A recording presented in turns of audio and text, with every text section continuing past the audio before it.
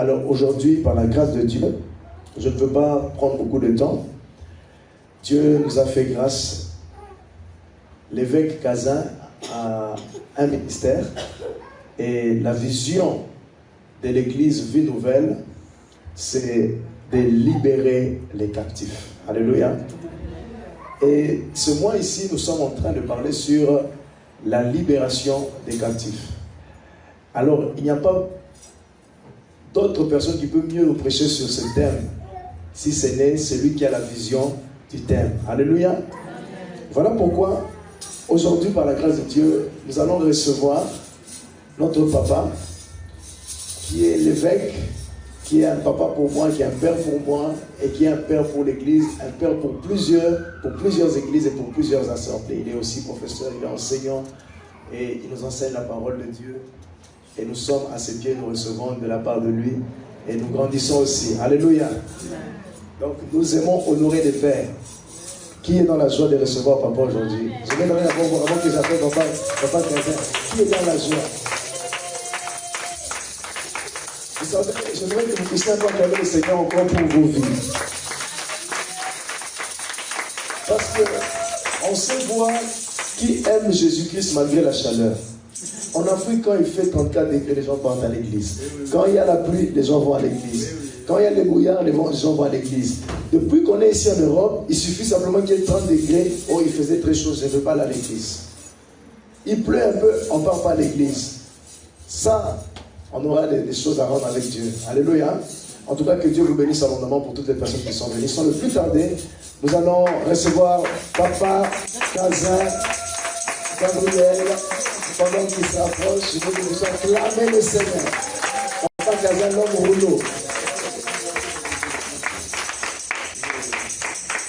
Merci beaucoup, asseyez-vous.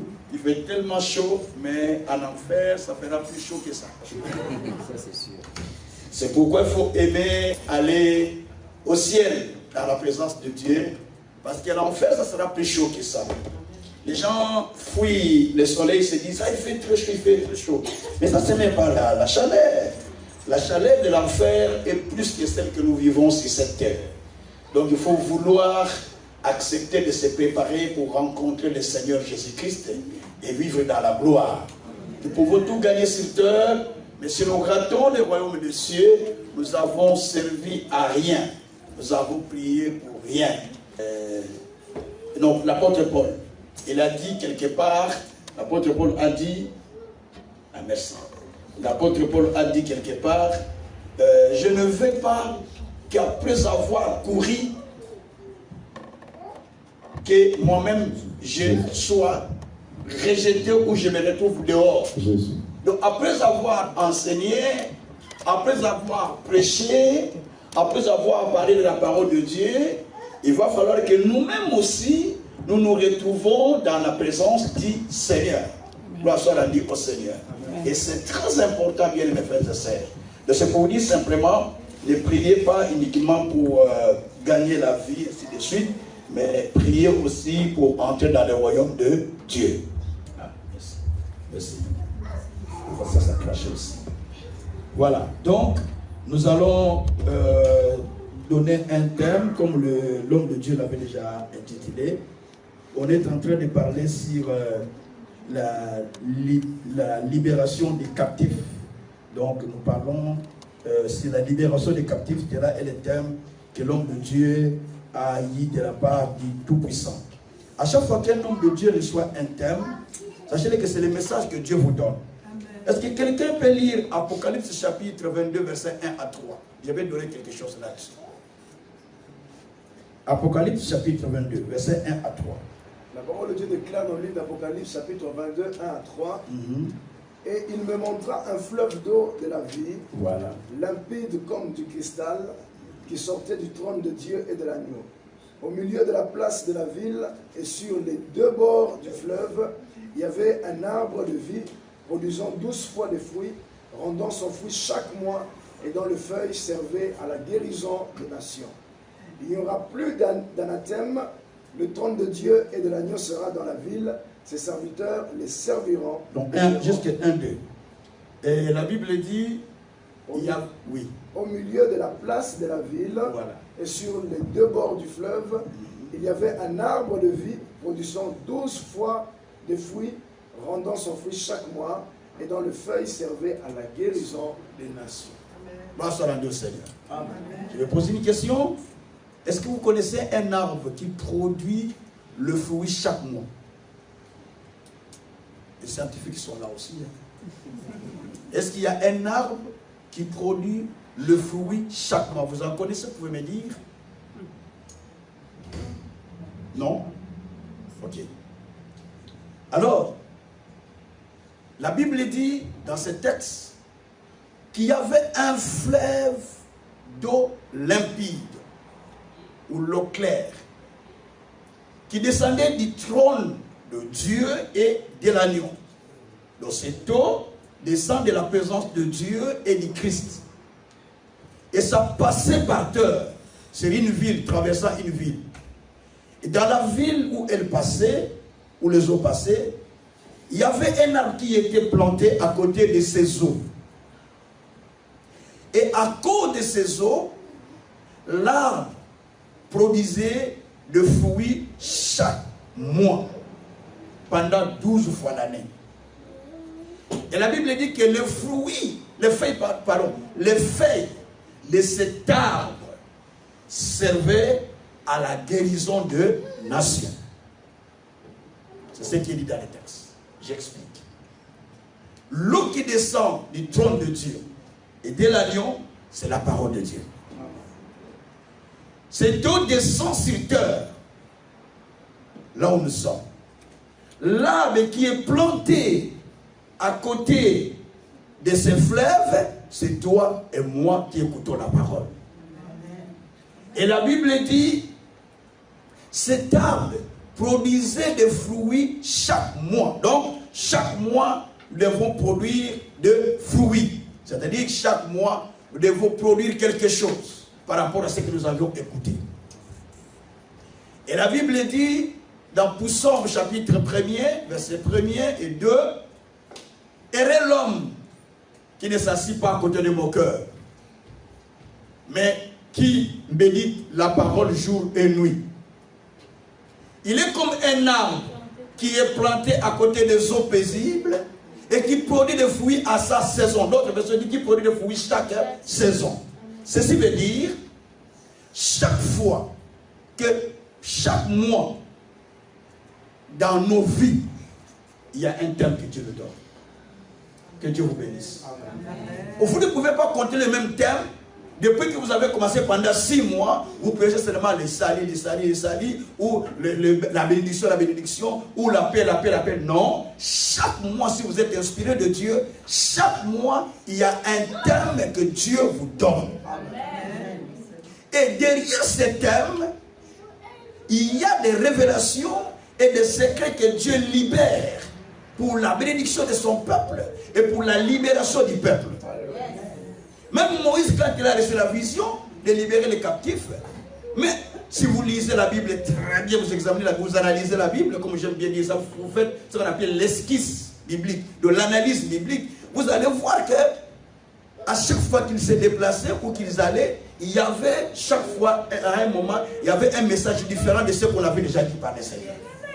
Donc ils allaient selon les messages qu'ils avaient reçus. Alors dans la vie, il faut souhaiter s'asseoir à côté de la parole. À chaque fois que tu reçois la parole, attends-toi à un fruit. Demande à ton voisin, quel est le fruit que toi tu attends en ce mois ici? Mais le fruit, les thèmes nous a été donné, n'est-ce pas?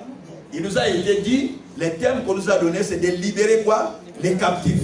Donc à ce moment, membre de l'église, si je suis membre dans votre église, moi, en ce moment, ce que j'attendrai, que Dieu me libère de quelque chose qui me retient. Parce que c'est le thème qu'on a donné.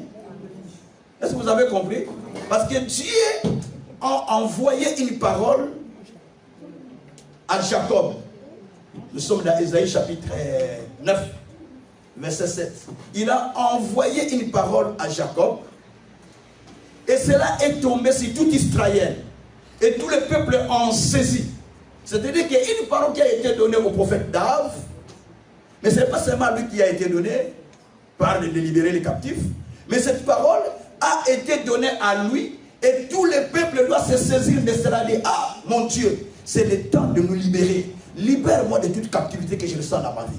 Libère-moi de tout ça. Et vous êtes libérés parce que Dieu a donné un message. Parce que pour que Dieu atteigne les humains, j'aime toujours dire, Dieu atteint les humains par le canal des humains. Si vous allez dans Isaïe 46, au verset 9 à 11, même verset 12, Dieu dit, j'annonce ce qui doit arriver. Mes desseins subsistent. Je l'ai conçu et je l'exécuterai. Je l'ai dit et je les réaliserai.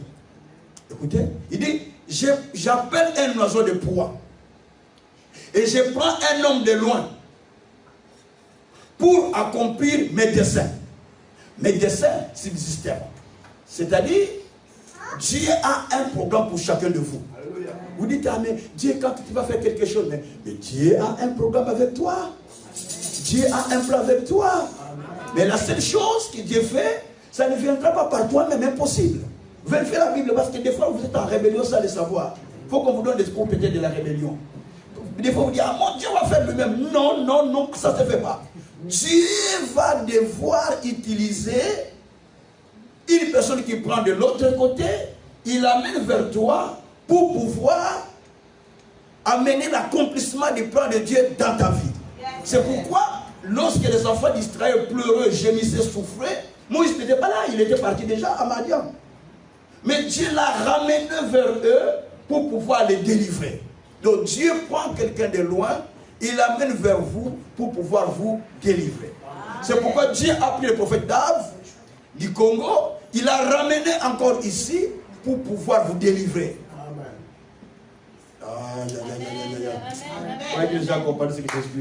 Pour pouvoir vous délivrer, il faut que Dieu vous aide. La Bible dit ceci, par un prophète, Dieu a sauvé Israël. Osée 12, verset 13. Par un prophète. 13 et 14. C'est par la Bible dit que Jacob a travaillé pour une femme. Et pour les femmes qu'il a travaillé afin de pouvoir garder le brebis de son oncle. Vérifiez le texte Osée 12. Oui, verset 13 et 14. Je passe 13 et 14. Et verset 14 dit que par les prophètes, l'Éternel fit délivrer Israël. Donc c'est par les prophètes que Dieu délivre. Donc ne faites pas erreur. Par le prophète veut dire par le message que Dieu donne à son serviteur.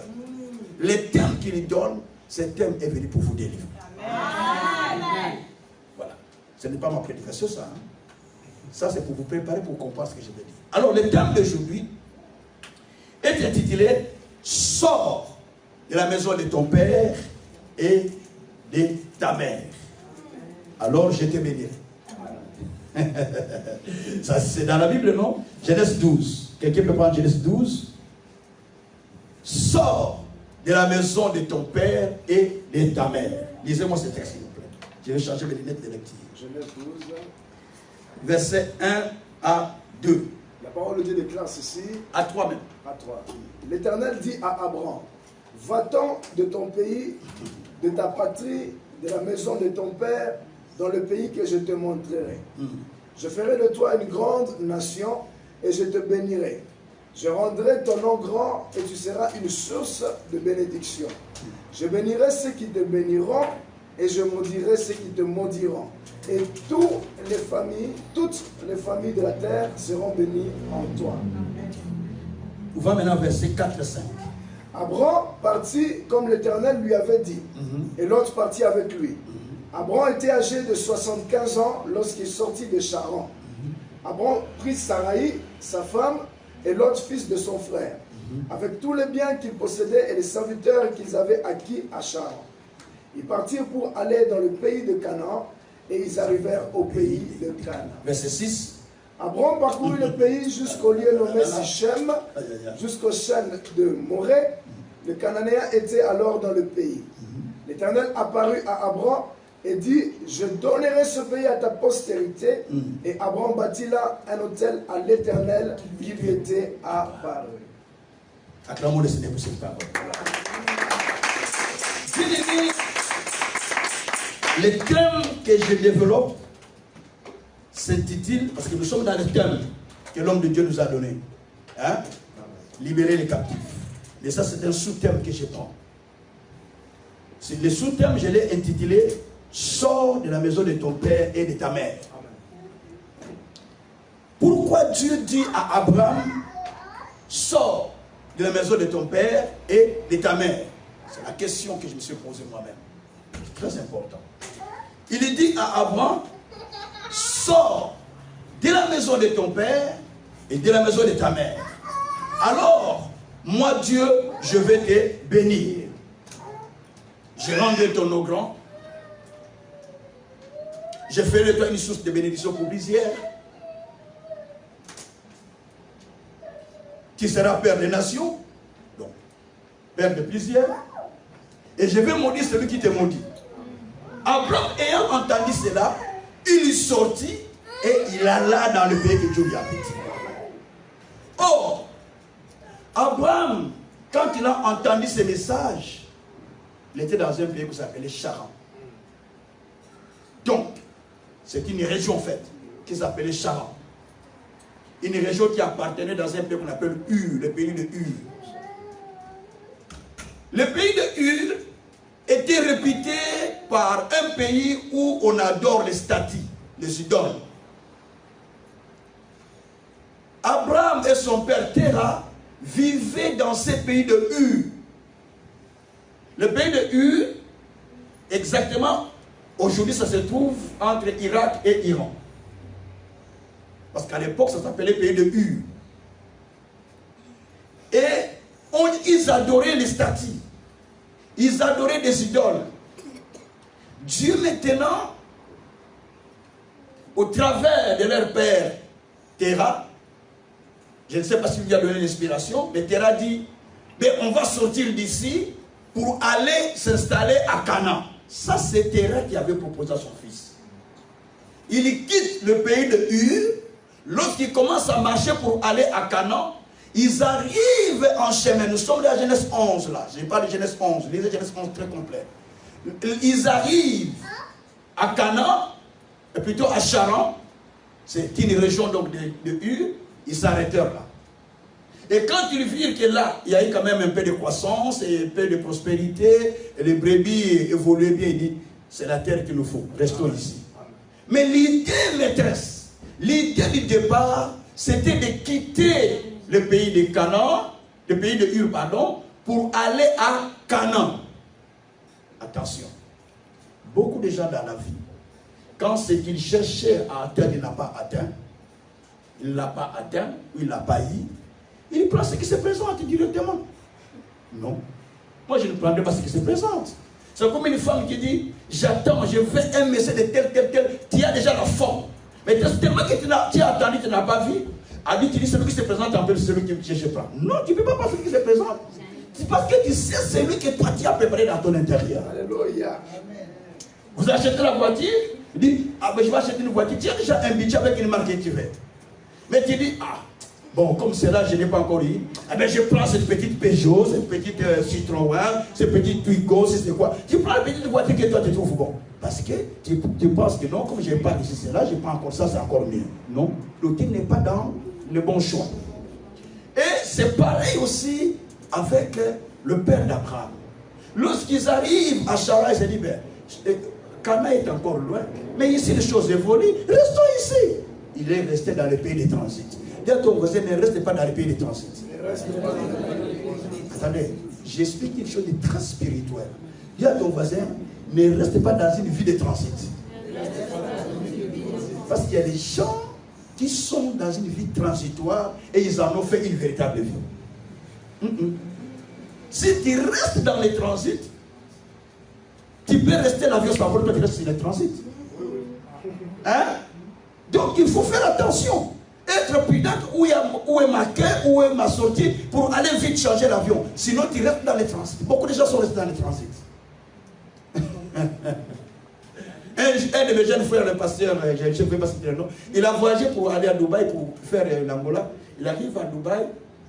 Et comme ils sont là-bas, des fois les avions qui vont là-bas pour parler, ça fait 17 heures de vol, moi je n'ai pas ça. Il reste là-bas pendant plusieurs heures. Et pendant qu'il dormait, la vie était partie. Il est resté là en transit. Mais il faut payer notre billet pour aller là où tu étais. Il devait partir. Donc c'est pareil. Charan, ce n'était pas la ville où ils devaient demeurer. C'était la ville de transit, mais ils en ont fait leur propre ville. Alors Dieu a permis la mort du père d'Abraham. Genèse 11, verset 32, verset 30, 31, 32. À partir de là, la Bible dit qu'après la mort de Terah, père d'Abraham, après la mort, je veux dire quelque chose de très bien, parce que mon thème c'est sorti de la maison de ton père. Après la mort de Terah, père d'Abraham, hein? Dieu me l'a dit à Abraham, sors du pays de ton père et de ta mère.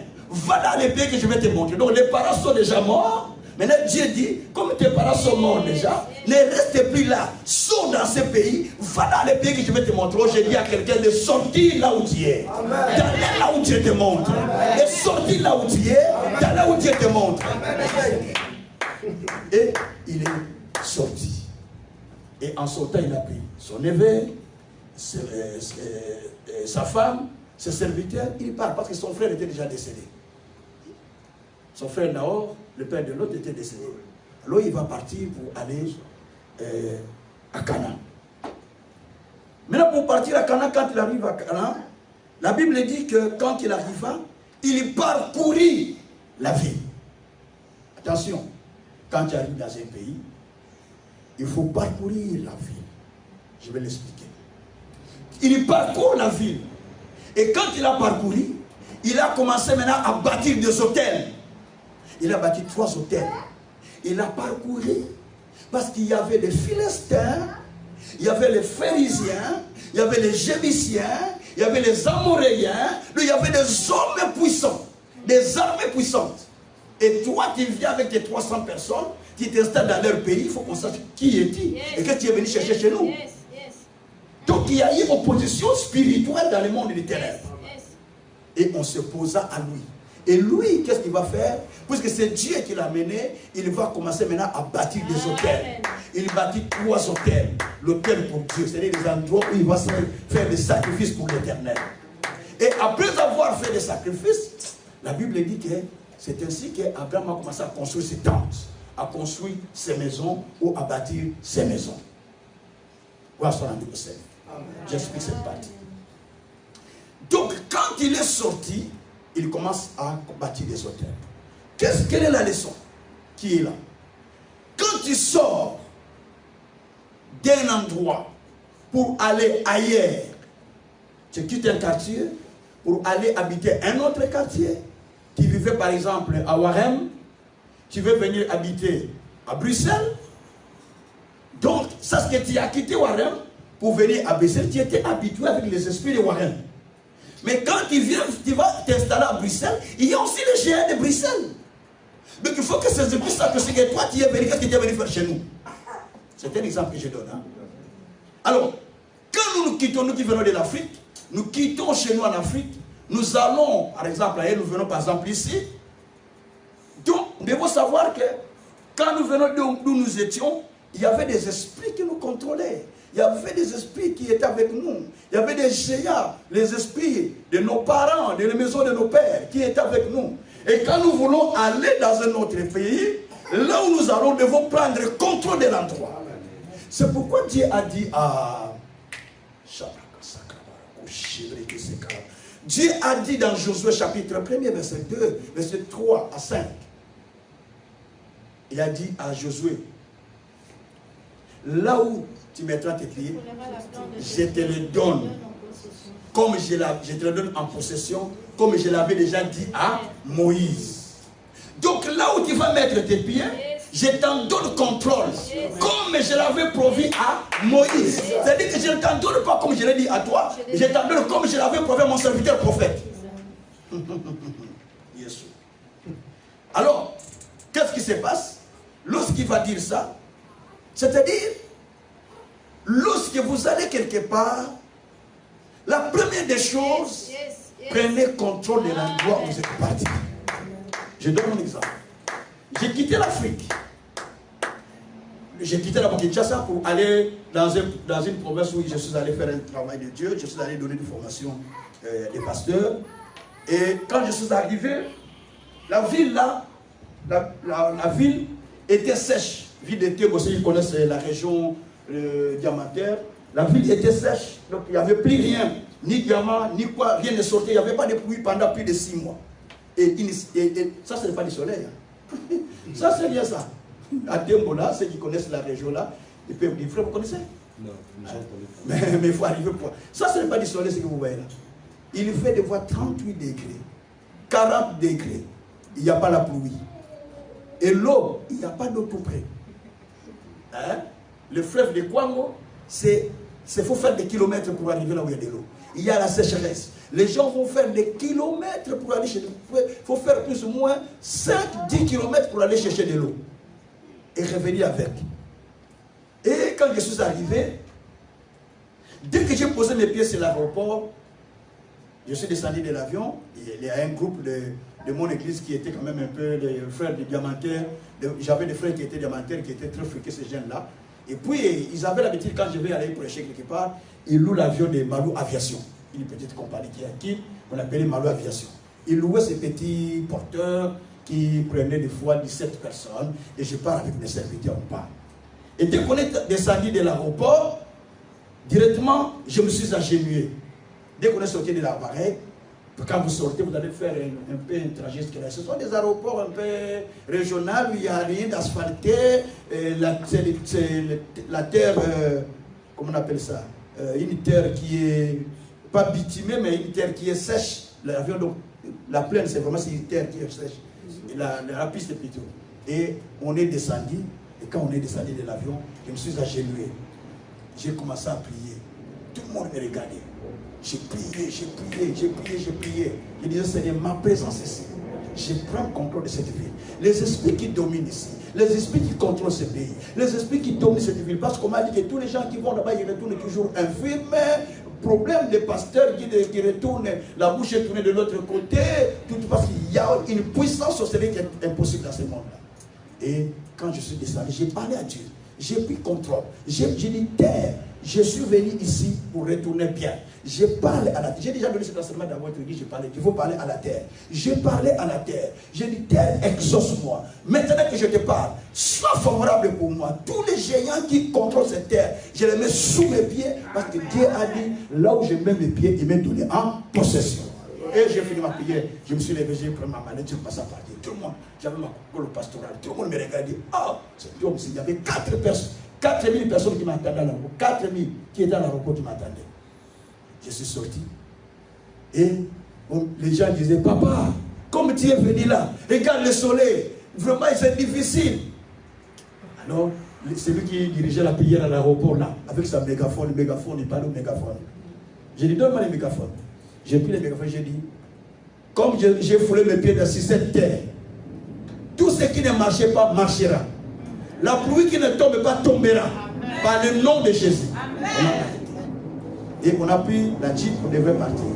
Pendant qu'on était en jeep en train de partir, avant d'arriver là où ils avaient préparé les podiums pour m'accueillir, la pluie est tombée sans que ça noircisse.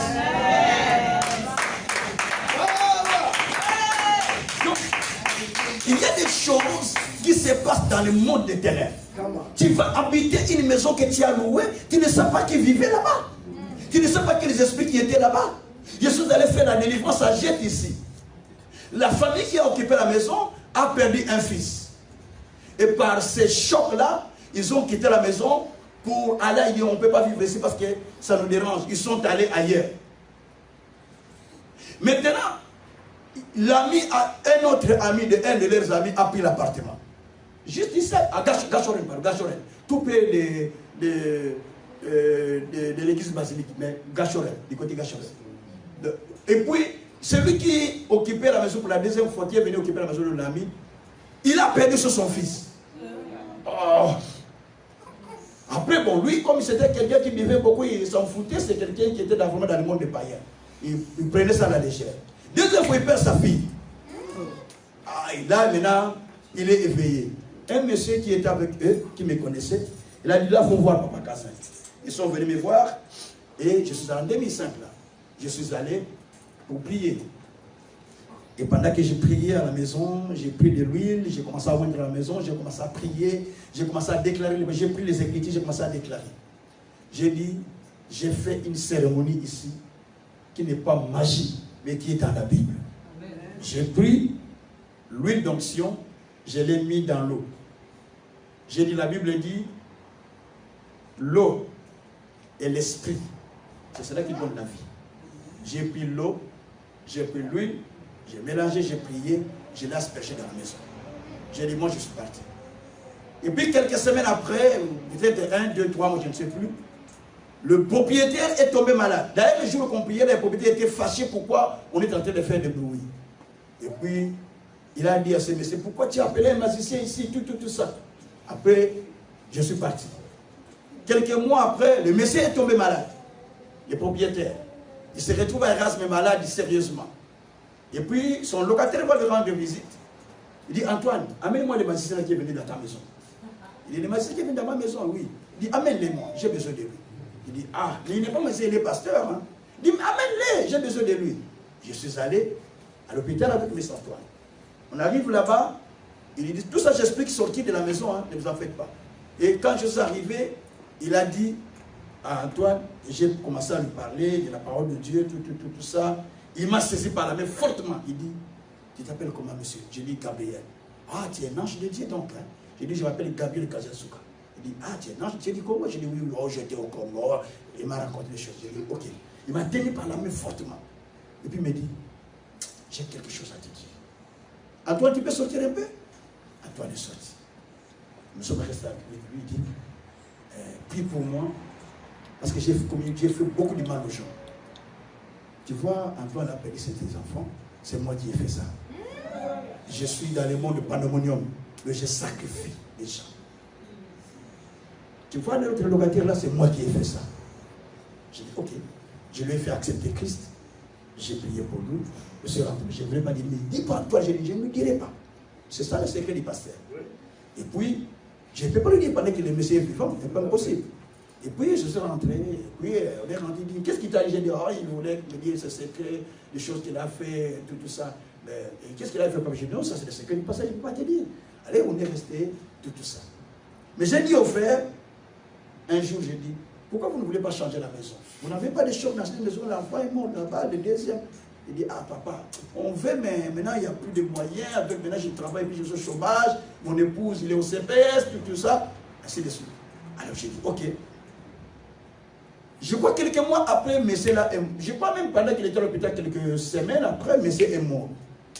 Et quand monsieur est mort, j'ai dit, il faut que je lui dise, je prends le courage pour lui. Je lui ai dit, non, écoutez, j'avais peur avec monsieur, voilà ce qu'il avait fait. Donc il avait fait ça dans ta maison, tout ça, ce qui a fait que tu as perdu. Il a dit, ah papa, si tu m'avais dit ce jour, j'allais les trangler sur les lits de l'hôpital. J'ai dit, ouais, moi je n'ai pas voulu dire. Il allait faire du tort à ma présence. Moi je serais arrêté pour dire, comme il va me dire, je suis en train de faire ce que moi je ne sais pas, diffamation. Alors j'ai compris, j'ai dit, ok, quand on a fait ça, c'est fini. Il a compris. Je lui ai dit, tout cela c'est parce que vous ne voulez pas comprendre. Et quand vous allez occuper une maison, il y a des esprits qui étaient là avant vous. Les gens qui occupaient cette maison avaient un esprit. Les gens qui occupaient l'appartement avaient un esprit. Et quand vous venez, ne prenez pas seulement la maison, c'est joli cet appartement. C'est joli à voir avec les yeux. Mais si tu vous ouvres les yeux, vous allez voir que ce n'est pas joli. Amen. Hein? C'est une belle maison, c'est beau, l'appartement c'est beau. Mais si Dieu leur avait ouvert les yeux, ils allaient voir qu'ici, il y a la mort qui attend mes enfants. Mais ils ne seraient pas rentrés. Vous voyez ce que je voulais dire? Alors il faut commencer maintenant à prendre le contrôle de la maison. Donc ça c'est un exemple que je donne. Alors, bien aimé, sortir de la maison de ton père et de ta mère, c'est très important. Pourquoi tu dois sortir de la maison de ton père et ta mère? Il y a raison pour sortir de la maison de ton père et ta mère, comme on dit dans les textes. Parce que Abraham était né là. Il avait grandi là. Il a eu ce premier mot là. il a compris comment on appelle père, maman, papa, maman dans cette maison-là. Il a eu la culture dans cette maison-là. Il a eu la tradition dans cette maison-là. Il a eu tout dans cette maison-là. Donc il devait sortir de cette maison parce que tout ce qu'il a eu, c'était dans cette maison-là. Même la stérilité dans cette maison-là. Vous savez qu'Abraham s'était marié à sa sœur. Est-ce que vous le savez? Oui. Alors, il était marié à sa sœur. Donc dans la maison de son père, il est autorisé de se marier avec sa sœur. Vous voyez un peu ça? Donc la stérilité de Sarah ne vient pas d'ailleurs. Ça commence dans cette maison-là. Donc il fallait sortir de la maison pour changer la vie. Dieu dit, sors de la maison de ton père et de ta mère. Ce n'est pas seulement physique, mais spirituellement, tu dois sortir. Alléluia. Tu dois sortir de la maison de ton père et de ta mère. Pourquoi? Parce que c'est là où tu as acquis des choses. C'est là où tu as reçu l'influence, beaucoup de choses. Et c'est ce qui fait que, et quand il est sorti, alors il est parti. Et quand il part, il commence maintenant à faire des sacrifices. Il commence à faire des autels pour pouvoir posséder les pays dans lesquels Dieu l'a envoyé. Bien aimé, la Bible dit dans 1 Pierre, chapitre 1, verset 18 à 19. La Bible dit que vous avez été rachetés de toute vaine manière de vivre que vous avez hérité de vos parents. Non par l'argent et de l'or, mais par le sang précieux de notre Seigneur Jésus-Christ. Donc, ma manière de vivre, je ne l'ai pas eu ailleurs, je l'ai hérité de mes parents. Quelqu'un ne comprend pas. Ma manière de vivre, ta manière de vivre, tu l'as hérité de tes parents. C'est de tes parents où tu as appris le premier mot. Où on dit papa, dit maman. C'est là. Si tu as grandi chez un homme, je ne sais pas. Si tu as grandi dans un orphelinat, je ne sais pas. Mais c'est le premier mot qu'il a appris où? Mais tu es à la maison de ton père. C'est dans la maison de ton père où tu as hérité la couleur de ta peau. C'est dans la maison de ton père où tu as hérité la nationalité de tes parents. C'est dans la maison de ton père où tu as hérité tout ce qui est la sémence parentale. Spirituellement, tu les as hérités là-bas. En fait, quand un enfant naît, il n'a pas de langage. Je vous l'explique. Vous prenez un bébé qui est américain, né en Bulgarie, je vais prendre ça facilement. Un bébé qui est belge, flamand ou francophone, né toujours en Bulgarie. Vous prenez un bébé africain, né en Bulgarie. Vous prenez toutes les nationalités. Du fait qu'ils sont nés en Bulgarie, quelle est leur langue? Hein? Ils vont parler la langue bulgare. Donc, puisque là où ils sont nés, il y a une langue qu'ils ont eue. Donc, c'est à partir de la maison parentale que nous héritions les choses. On hérite la langue, on hérite tout, on hérite même les biens comme les malédictions. Tout ça se hérite à partir des parents. Alors, ce qui fait que Dieu a dit, sors de la maison de ton père et de ta mère. Alors je te bénirai. Donc Abraham ne pouvait pas être béni tant qu'il n'était pas sorti de la maison de son père et de sa mère. Gloire soit rendue au Seigneur. Amen. Alors, sortir de la maison de ton père, définition, de mon terme, la définition que je donne, sortir de la maison de ton père et de ta mère, ça veut dire quoi? Merci Seigneur. C'est-à-dire, sortir de la maison de son père et de sa mère, veut simplement dire sortir de tout ce qui te lie ou de tout ce qui lie ta famille. De tout ce qui lie ta famille. Chaque famille est liée par quelque chose. Et quand je pense qu'il dit quelque chose de très bien. Hein? Chaque famille est liée par quelque chose. Je le répète encore. Chaque famille est liée par quelque chose. On va trouver ça dans les Écritures. Donc, chaque famille est liée par quelque chose. Donc, dans la famille, il y a la bénédiction, mais il y a aussi les malédictions. Dans les familles, il y a des choses que nous avons héritées, parce qu'il y a la bénédiction et la malédiction. Donc, dans chaque famille, il y a des choses que nous avons héritées sans les savoir. Et on vit, on dit, chez nous c'est bon, hein? Chez vous c'est bon. Mais si je t'ouvre les yeux, ou Dieu t'ouvre les yeux pour voir les choses qui sont dans ta famille, tu dis, hé, hé. Si le prophète vous dit, je vois dans votre famille, je dis, ah, c'est vrai, oui, il y en a, je ne savais pas. Oui, oui, oui, oui. Mais parce qu'on t'a ouvert les yeux pour voir les choses. Dieu soit béni. Donc, sortir de la maison de ton père, cela veut dire sortir de tout ce qui te lie, ou tout ce qui lie ta vie avec la famille, ou tout ce qui lie votre famille. Grand frère, tu vas prendre Juge chapitre 6, verset 25. Juge 6 à partir du verset 25. Non, d'abord lis le verset 11 à 13 ou à 14 et pouvoir aller le verset 25. Suivez cette famille. On va entendre cette famille. L'ange de l'Éternel lui apparut et lui dit, l'Éternel est avec toi, vaillant héros. Gédéon lui dit, ah mon Seigneur, si l'Éternel est avec nous, pourquoi toutes ces choses nous sont-elles arrivées? Et où sont tous ces prodiges que nos pères nous racontent? Qu'ils disent, l'Éternel ne nous a-t-il pas fait monter hors d'Égypte? Maintenant l'Éternel nous abandonne et il nous livre entre les mains de Madian. L'Éternel se tourna vers lui et dit, va avec cette force que tu as et délivre Israël de la main de Madian. N'est-ce pas moi qui t'envoie? Gédéon lui dit, ah, écoutez la réponse de Gédéon. Mon Seigneur, avec quoi délivrai-je Israël? Voici ma famille est la plus pauvre en Manassé. Ma famille est comment? Répétez, ma famille est comment? La plus pauvre. Continuez. La plus pauvre en Manassé, et je suis le plus petit dans la maison de mon père. Écoutez, il est le plus petit où? De la maison de son père. Il faut sortir de la maison de ton père. Attendez. Jusque-là, repose-toi, j'explique à ça pour voir le verset 25.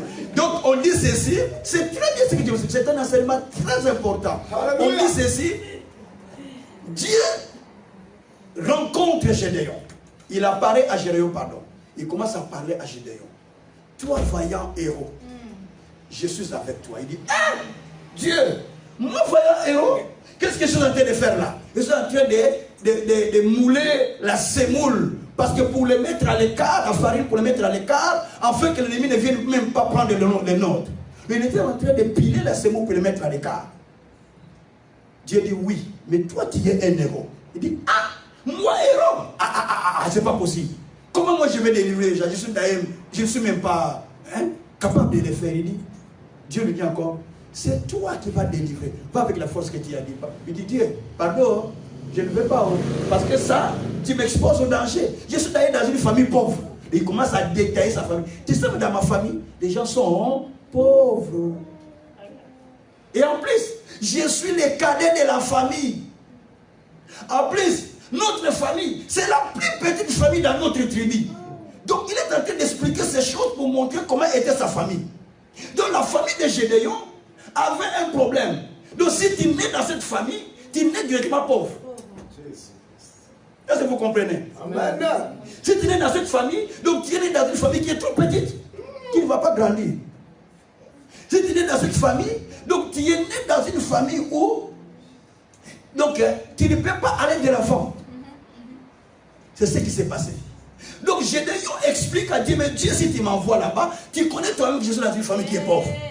Donc chaque personne ici, il peut faire les détails de sa famille. Vrai ou faux? Vrai. Chaque personne peut faire des détails de la famille. Dit, dans ma famille, il y a tel problème.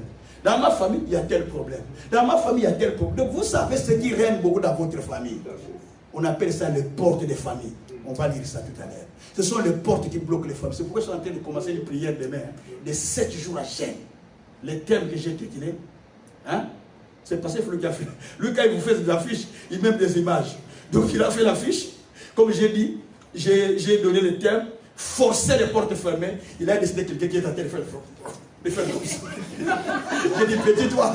Il dit, papa, le thème doit caler avec l'image. On est en train de forcer la porte. Il te dit, mais là, c'est bien. Ah mais c'est pas l'église, hein? Je l'ai fait en ligne, en fait. Je l'ai fait dans mon YouTube. Donc, ce qui veut dire, il y a des portes qui sont fermées que vous ne voyez pas.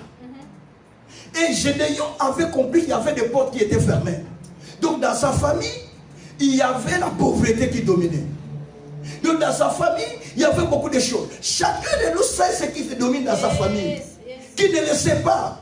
Si je retourne dans la famille d'Abraham avant de retourner sur Gédéon, retournons Gédéon, on va retourner sur Gédéon, on va retourner sur le verset 25. Mais si je retourne dans la famille d'Abraham, je vais vous expliquer. Quand Abraham est sorti, il est parti. Il est entré à Canaan. Mais une chose est retenue. La stérilité de sa femme était toujours là. Vous savez, Israël était sorti de l'Égypte. Et quand ils sont arrivés à la mer Rouge, la Bible dit, quand ils ont regardé derrière, ils ont vu l'armée de Pharaon. Écoutez leurs paroles. Oh, mais pourquoi tu nous as amenés mourir ici? Là, il y avait des cimetières. Il fallait nous laisser mourir là-bas, il y a des cimetières. Ah. Donc, ils passent où? Au cimetière de quoi? De l'Égypte. Je vais expliquer ça. Lorsqu'ils traversent la mer, dans les déserts, il y a la famine, il n'y a pas à manger. Ils disent, ah, tu nous as amenés ici. Là-bas d'ailleurs, nous avions mangé, nous avons aimé manger la viande et les carottes et les choux de l'Égypte. Et toi, tu nous as amenés ici. Écoutez, ils sont sortis de l'Égypte, mais l'esprit de l'Égypte marche avec eux. Quelqu'un n'a pas compris. Ils sont sortis de l'Égypte, mais l'esprit de l'Égypte marche avec eux. Tu as quitté ton pays, tu as quitté ta famille, tu es venu ici, mais ne crois pas que tu les as quittés parce que l'esprit de la famille est avec toi ici.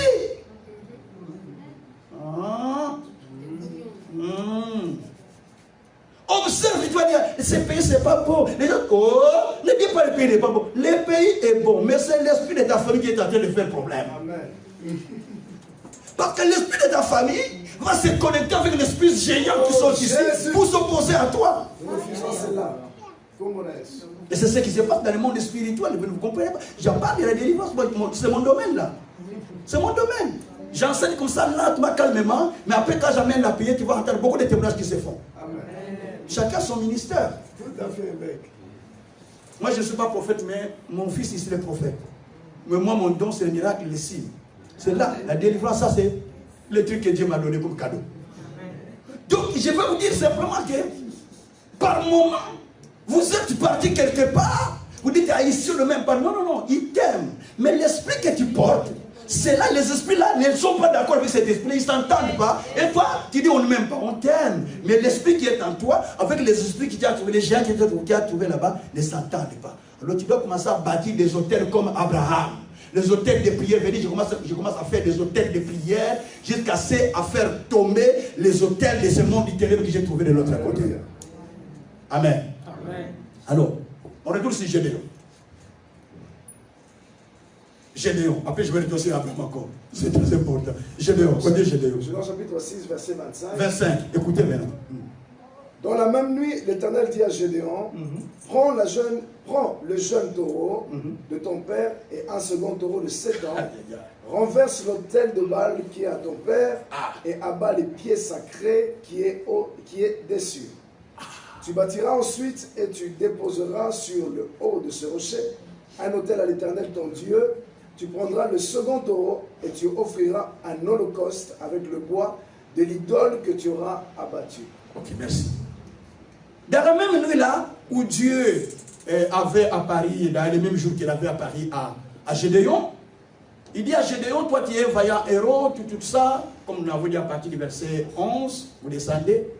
Gédéon a douté, Gédéon a dit finalement, si c'est toi vraiment Dieu qui me parle, reste là, moi je vais aller chercher l'offrande. Attention, Dieu attend l'offrande. Attends l'offrande.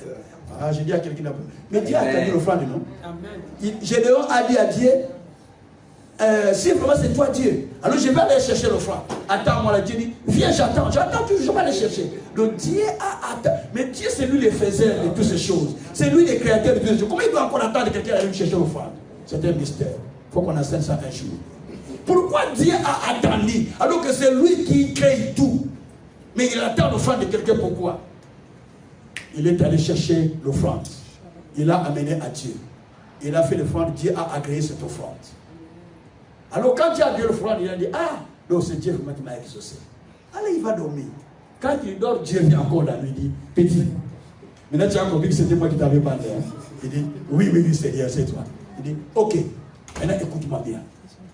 Va prendre les taureaux de ton père. Il dit, va prendre les 2 taureaux de ton père. Amène-moi-les. Tu vas me les sacrifier. Un, tu vas les sacrifier à moi. Un autre, tu vas faire le sacrifice à Dieu. Tu vas faire l'offrande de sacrifice. Il dit, les taureaux de mon père. Mais nous sommes des pauvres. Si nous donnons les 2 taureaux, la famille s'appauvrit encore davantage. Mais comment je peux donner les 2 taureaux? Dieu dit, petit, va prendre les 2 taureaux, viens avec. Vous allez comprendre que les taureaux n'appartiennent pas à Gédéon. C'est le taureau de son père. Mais comment Dieu peut dire à quelqu'un à qui les taureaux ne lui appartiennent pas d'aller prendre pour le météo? Dieu est en train d'inciter quelqu'un à voler. La Bible est compliquée. Hein? Suivez-moi bien. Or, Dieu n'a pas incité au vol. Mais Dieu parlait, il savait ce qu'il faisait parce qu'il est un Dieu puissant. Il dit, va. Bon, il dit, je n'hésiterai pas, je vais partir. Il n'a même pas avisé son père que papa, je vais prendre 2 taureaux. Il n'a même pas dit, il y a certaines choses que tu feras, pasteur, tu ne les diras pas à personne. Hein, ma grande? Il y a des choses que tu feras, tu ne les diras à personne. Hein, frère Gracien? Il y a des choses que tu vas faire, tu ne les dis à personne, tu les fais toi-même parce que Dieu t'a parlé. Quand Abraham a voulu sacrifier son fils, il n'a pas dit à Sarah, il est allé sacrifier Isaac. Parce que Dieu a parlé. Il y a des choses que Dieu te dit, tu n'as pas besoin de dire à quelqu'un. C'est toi et Dieu, tu pars, tu le fais, et Dieu fait un miracle. Alléluia.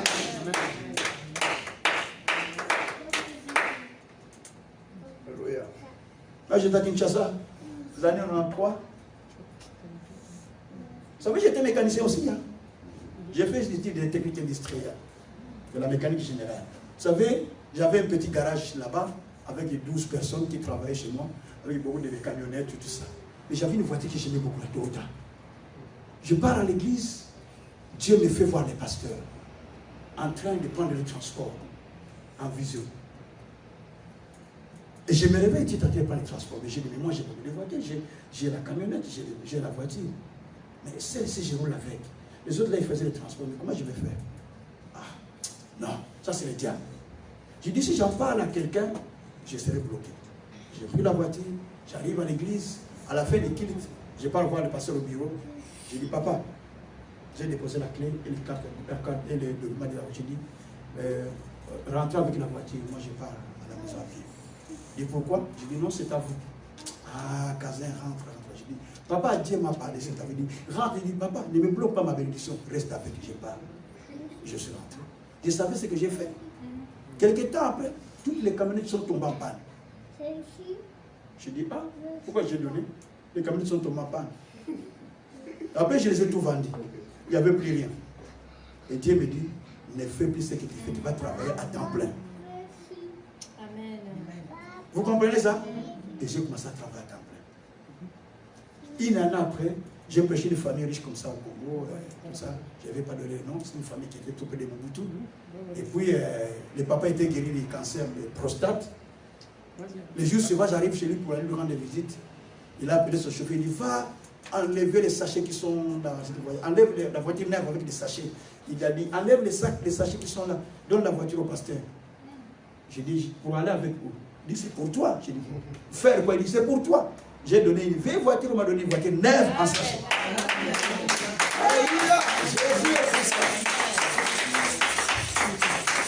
J'ai vu ce que je l'ai fait, j'ai rendu la voiture avec une voiture neuve. J'ai vu qu'avec des occasions. C'est pas grave. Bon, c'est pas grave, c'est pas ce qui est important. C'est que j'arrive là où je vais. Donc, vous voyez, bien aimé, je vous explique ces choses pour comprendre simplement comment Dieu fonctionne. Donc, Gédéon aussi n'a pas hésité. Il est allé prendre des offrandes, il est allé prendre plutôt le taureau, il a donné. Écoutez le texte. Quand il a donné le taureau à son père, à Dieu, verset 25 là, il dort. Je dis 6, verset 25. Quand il dort, maintenant qu'est-ce qui va se passer? Dieu lui dit, va renverser les autels de Baal qui sont dans la maison de ton père. Et abat tous les pieds sacrés qui sont dans la maison de ton père. C'est-à-dire, dans la maison de son père, depuis que Gédéon vivait là-bas, il n'avait jamais vu qu'il y avait quelque chose. Jamais Dieu a ouvert les yeux de Dieu pour comprendre que dans la maison de mon père, il y a des choses qui sont cachées. Mais c'est ce jour-là qu'il a fait des sacrifices à Dieu, que Dieu va ouvrir ses yeux pour lui montrer que dans la maison, il y a quelque chose que ton père fait que les enfants ne savent pas. Des fois, nos parents ont fait des choses et ils nous ont cachés. Et nous ne savons même pas. Toi, tu dis, papa nous aime beaucoup, maman nous aime beaucoup. Et vous allez voir les enfants qui étaient aimés par papa, après la mort de papa, les enfants souffrent. Pourquoi? Parce qu'ils étaient sacrifiés.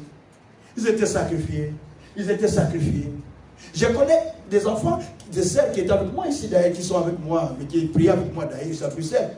Quand j'ai prêché ces enseignements, je dis, ah, papa, Dieu m'a parlé. Moi, j'ai grandi chez ma tante, il m'a gâté. Mais après cet temps, il n'a pas eu d'enfant. Il était marié 3 fois avec beaucoup d'argent, mais il n'a pas eu d'enfant. Et moi, maintenant, je vais faire 44 ans, je n'ai pas d'enfant.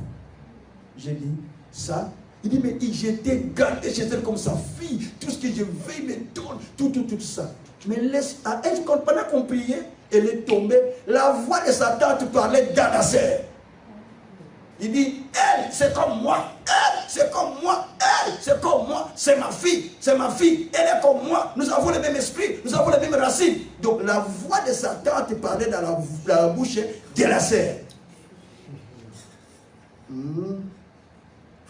Mon oncle m'aime beaucoup. Il t'aime beaucoup parce qu'il sait pourquoi il t'aime beaucoup. Et toi, tu ne le sais pas. Je ne dis pas de haïr les oncles. Hein. Mon père m'aime beaucoup. Oui, ton père t'aime beaucoup. Il sait pourquoi il t'aime. Je ne dis pas d'haïr ton père. Ce n'est pas ce que je dis. Mais j'explique.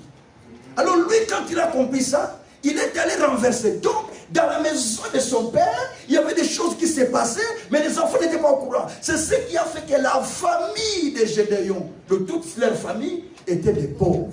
Pourquoi j'étais des pauvres? Parce qu'il y avait les pieds sacrés qui étaient dans leur maison. Il y avait les autels qui étaient dans leur maison.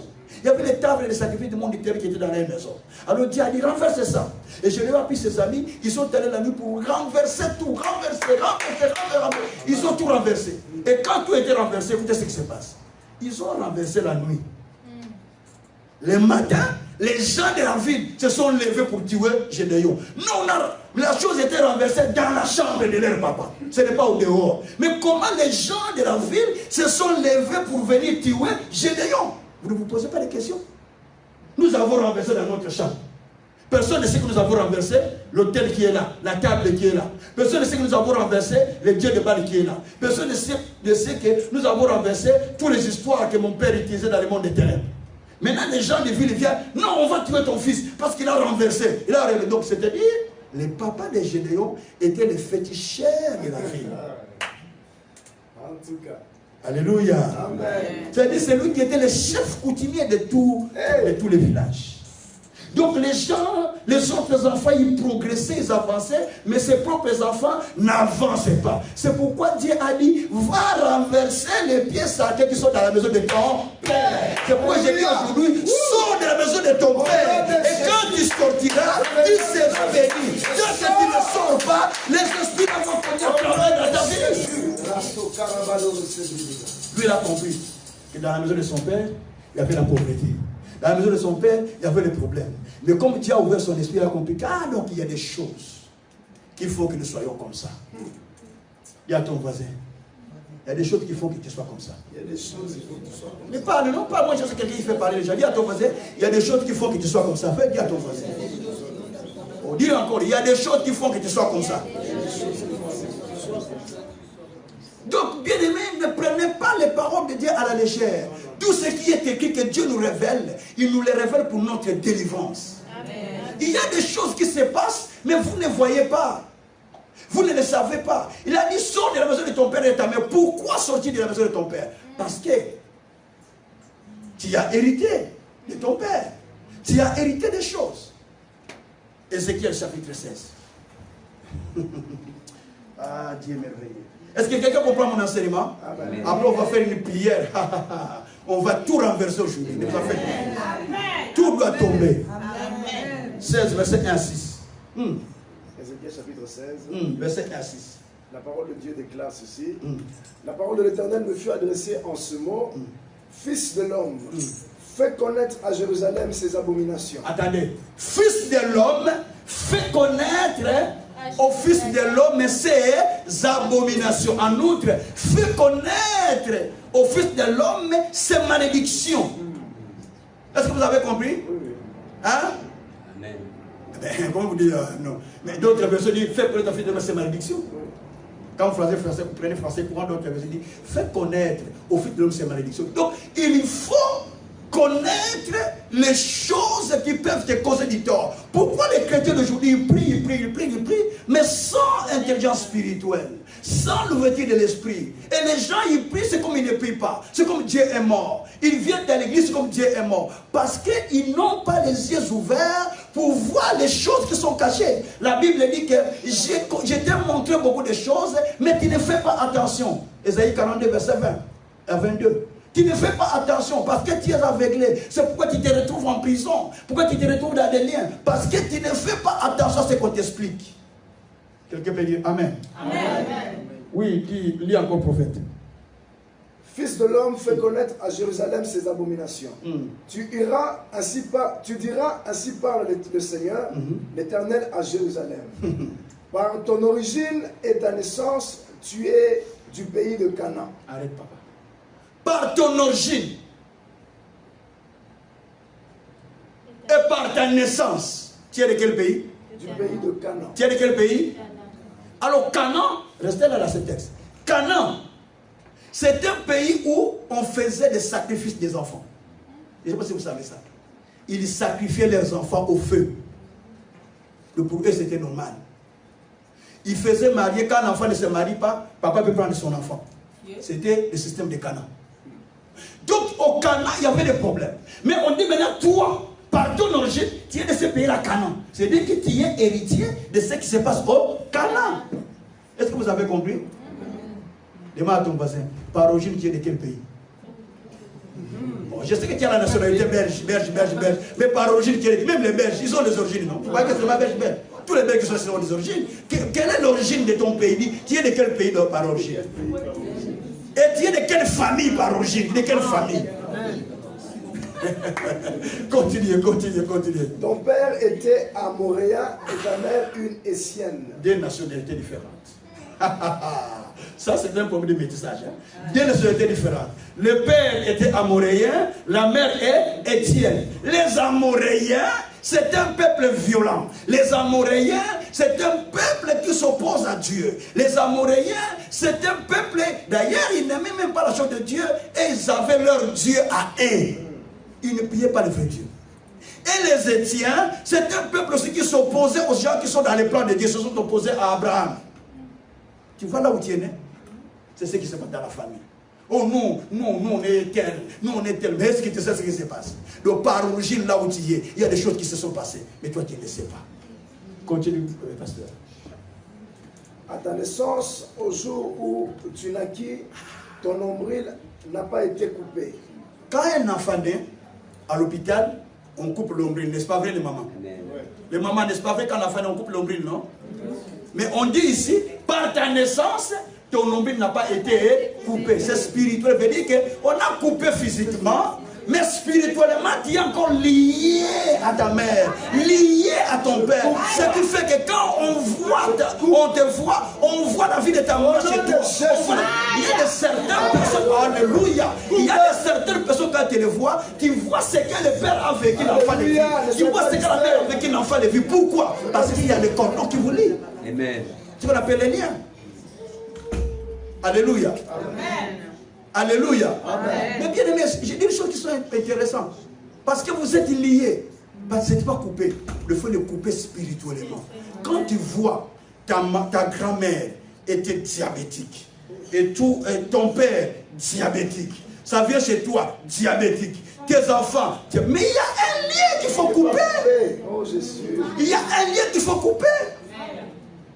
Ta maman n'était pas mariée, il t'a eu dans la rue, et puis toi aussi, dans la rue, tes enfants, dans la rue. Donc c'est un lien qu'il faut dire, arrête, ça doit s'arrêter par moi. C'est ce qui s'est passé avec Abraham. Dieu a dit, sors, si tu ne sors pas, ça va continuer. Oui, continue, Yaya. Tu n'as pas été lavé dans l'eau pour être purifié, Tu n'as pas été frotté avec du sel. Tu n'as pas été enveloppé dans les linges. Nul n'a porté sur toi un regard de pitié pour te faire une seule de ces choses. Par compassion pour toi. Attendez.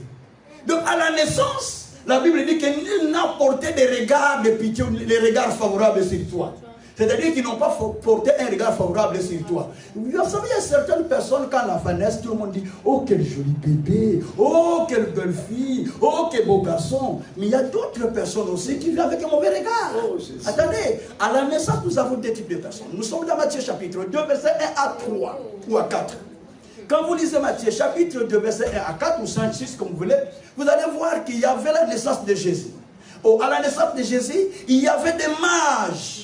Des mages qui venaient avec des dons parce qu'ils ont vu l'étoile de l'enfant qui brillait. Ils sont venus vers l'enfant pour l'adorer ou pour l'honorer. Écoutez-moi bien. Ils venaient, des mages. Parce qu'il y a un enfant qui est né, donc ils sont dans la joie. Ils ont vu l'étoile. Mais de l'autre côté aussi, Hérode, ayant été instruit un enfant qui est né, qui est roi, il dit, ah, montrez-moi où il est. Moi aussi, je vais venir l'adorer. La Bible dit qu'il avait l'intention de tuer le fils.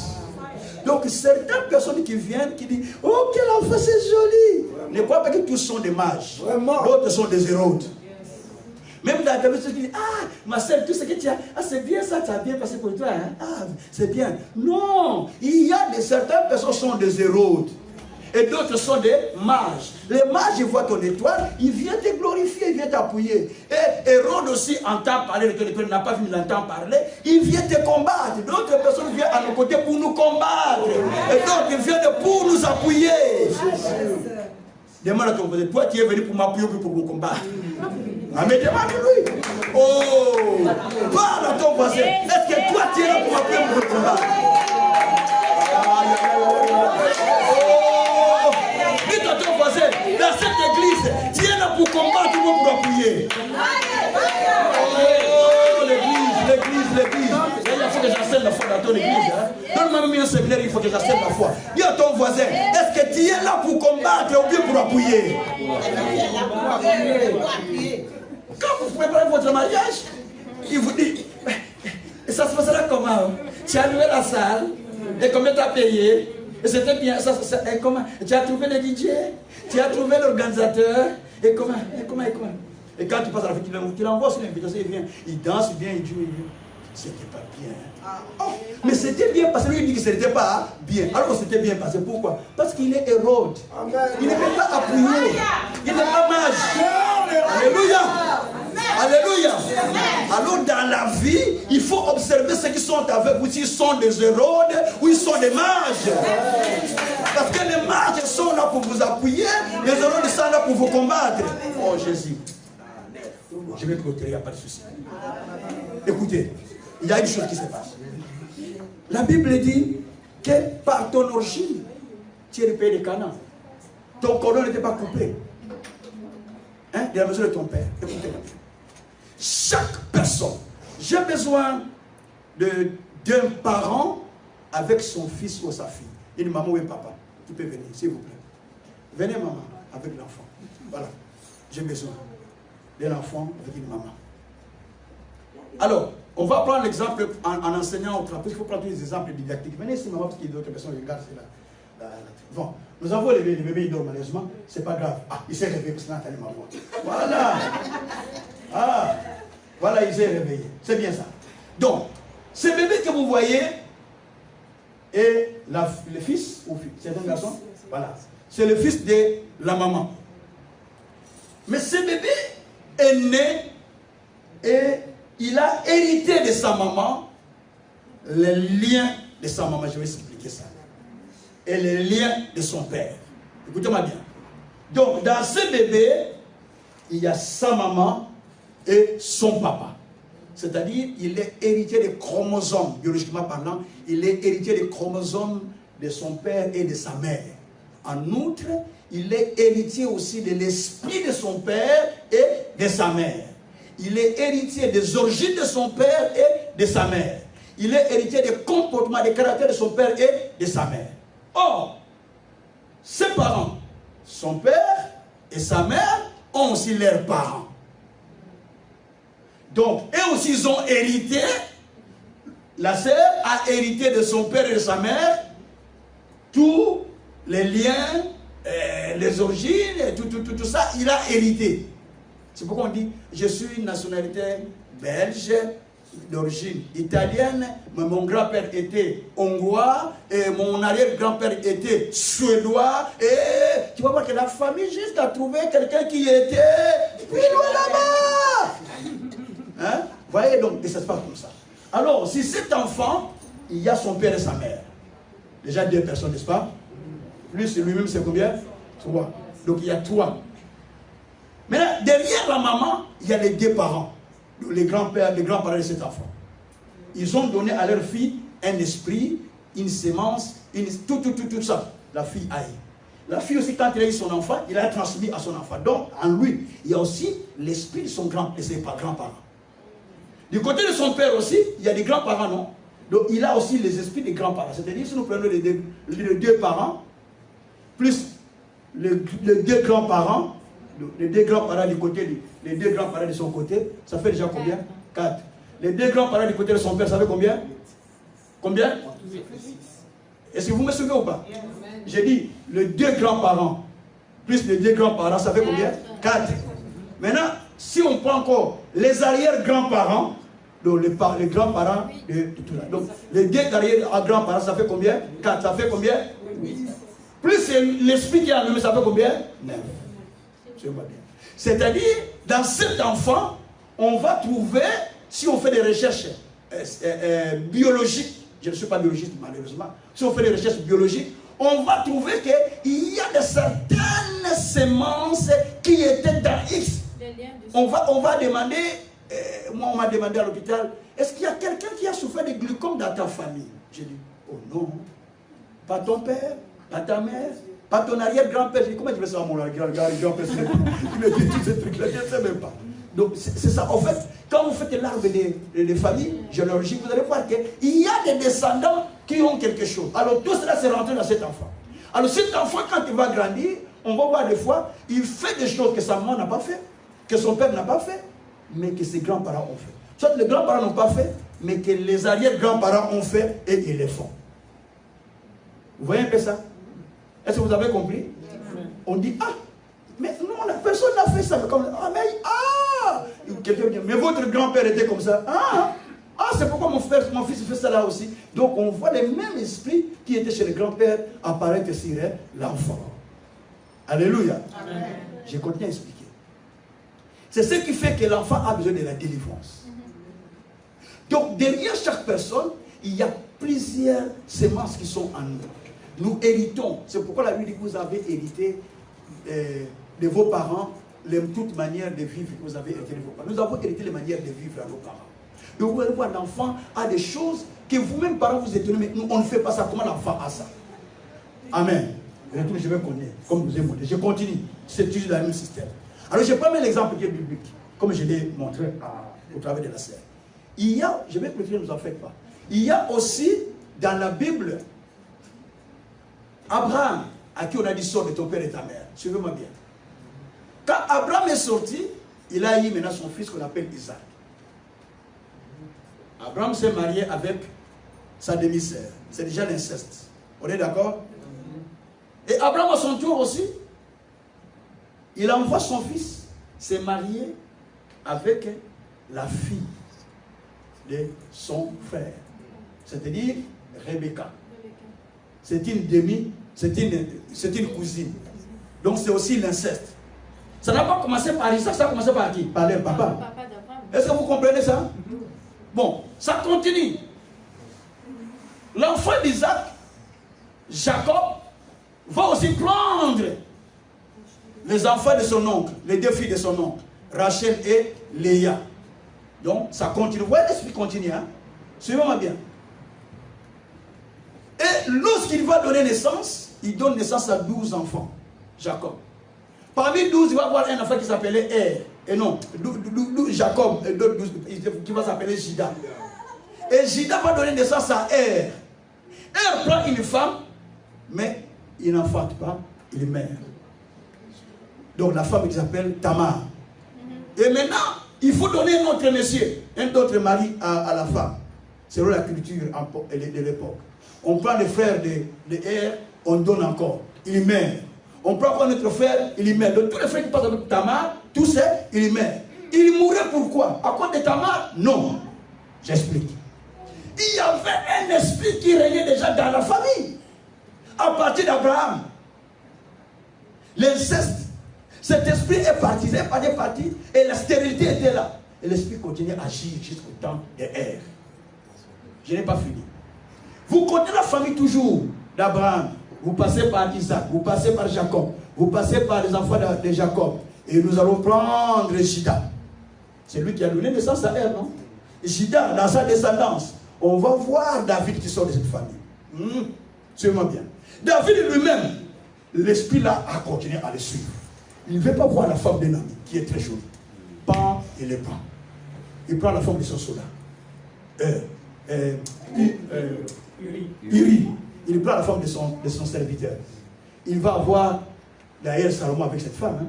Donc il prend la forme de son serviteur. Mais ça ne s'arrête pas par là.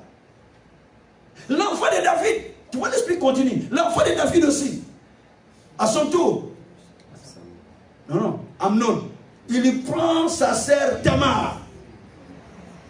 Il sort, donc il viole sa sœur. Et ça ne s'arrête pas par là. Ça continue. Et vous allez voir que cet esprit-là, ça n'a pas commencé par eux. Ça a commencé ailleurs. Et ça ne s'est pas arrêté par là. Adonijah, après la mort de son père, il demande qu'on donne la femme de son père. Ah, il y a la femme de ton père. On donne la femme de ton père. C'est normal ça. Ça n'a pas commencé par lui. Mais dans la famille même de Jacob, Ribé est sorti avec la femme de son père. Vous voyez un peu ça? Donc ça, ce sont les descendants d'Abraham. Hein? Donc tout ça. Donc pour vous montrer comment l'esprit suit les gens. Frère, cet enseignement a pour but de vous sortir de la maison de votre père. Amen. Je le répète, a pour but de vous sortir de la maison de votre père, votre mère. C'est-à-dire, il faut sortir de ce qui lie la famille. Dans certaines familles, vous allez voir, je connais une famille, le fils du grand frère a eu l'enfant avec la fille du petit frère. Même famille. Est-ce que vous comprenez? Grand frère et petit frère, donc leurs enfants ont eu des enfants. Donc les grands frères et les petits frères, le fils du grand frère a engrossé sa cousine, la fille de son oncle, la fille du petit frère de son père, de son oncle. Vous voyez les choses qui se passent? Et c'est des choses qui se passent souvent dans les familles. Dans chaque famille, il y a des choses qui se passent, qui font du tort aux gens. Qu'est-ce qui se passe dans votre famille? C'est la question. Mais Gédéon avait compris, il a dit non, nous sommes dans une famille très pauvre. Nous sommes là, c'est ce qui a passé, ce qui s'est passé. Qu'est-ce qui se passe dans la maison de votre père? Qu'est-ce qui se passe dans votre famille? Qu'est-ce qui s'est passé? Quand tu regardes bien, tu vas dire, oh, et ça se passe. J'ai délivré une famille, il n'y a pas longtemps, ici en Belgique, une famille belge. Dans leur famille, il dit, dans notre famille, la plupart meurent à 62 ans. Il dit qu'on a perdu 8 personnes qui sont mortes presque à cet âge. Ils n'ont pas dépassé 65 ans. J'ai dit, toi, c'est la dernière personne qui va dépasser l'âge. Julie, il a 82 ans. C'est mon ami, le vieux Christ. Tous ses frères, leurs papas, les hommes, tous, ils mouraient avant 62 ans. J'ai dit, toi, ça sera le dernier. On a prié. À l'époque, il était dans les 60 ans, il commence à avoir peur. Quand je lui ai parlé de cet enseignement, j'ai prié. Aujourd'hui, il a 87 ans. 87 ans.